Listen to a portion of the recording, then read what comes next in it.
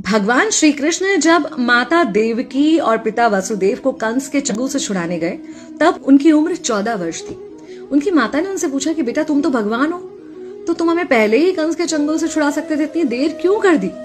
तो कृष्ण जी ने कहा, माता क्या पिछले जन्म में आपने मुझे 14 वर्ष का वनवास नहीं दिया था? माता हैरान रह गई, बोली ये क्या कह रहे हैं आप? तब कृष्ण जी ने बताया कि पिछले जन्म में मैं राम था और आप थी माता कैकेयी और आप ही ने मुझे 14 वर्ष का वनवास दिया था और कर्म फल से कोई नहीं बच सकता माता, इसलिए आपको 14 साल का ये दुख सहना पड़ा। तब आश्चर्यचकित होते हुए माता ने पूछा, तो फिर यशोदा पिछले जन्म में कौन थी? कृष्ण जी ने बताया, वो थी माता कौशल्या, जो 14 साल तक अपने पुत्र से अलग रही थी। उन्होंने उस दुख को सहा था, इसलिए इस जन्म में 14 साल मैं उनके पास रहा और मेरे साथ रहने का, माता और पुत्र के प्रेम का सुख उन्हें मिला।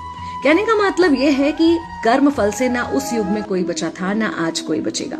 खुद भगवान भी कर्म फल से नहीं बच सकते, इसलिए अपने हर एक कर्म को बहुत सोच समझ कर कीजिए, क्योंकि जिसके भी खिलाफ आप कुछ गलत कर रहे हैं उससे आपकी शत्रुता कुछ समय या शायद एक जन्म की है, लेकिन उसके साथ कुछ गलत करके आप अपने कई जन्म बिगाड़ सकते हैं।